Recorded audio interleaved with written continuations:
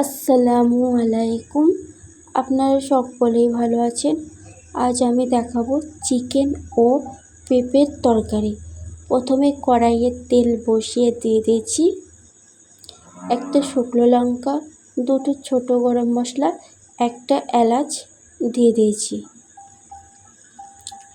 এই রেসিপিটা আপনারা প্রথম থেকে শেষ পর্যন্ত দেখতে থাকবেন। এবার দিয়ে দিচ্ছি আমি পেঁয়াজ কুচি। পেঁয়াজ কুচিটা লাল লাল করে ভাজা হয়ে আসলে দিয়ে দেব পেঁপে আর চিকেনগুলো। এবার অ্যাড করব আমি হলুদ আর লবণ। হলুদ আর লবণ একসঙ্গে দিয়ে ভালো করে নেড়ে চেড়ে কষাতে হবে। এই রেসিপিটা যদি আপনাদের ভালো লেগে থাকে তাহলে লাইক কমেন্ট শেয়ার করে দেবেন। এবার আমি হলুদ আর লবণ দিয়ে ভালো করে নেড়ে চেড়ে কষিয়ে নিতে হবে। কষিয়ে নিচ্ছি আমি, আমার কষানো হয়ে গেছে। এবার আমি মশলাগুলো অ্যাড করব।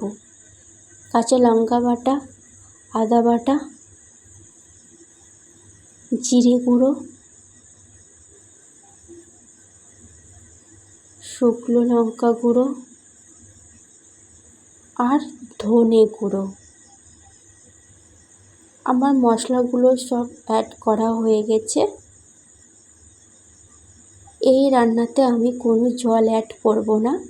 চিকেন ও পেঁপের জলেতেই আমি রান্না করব।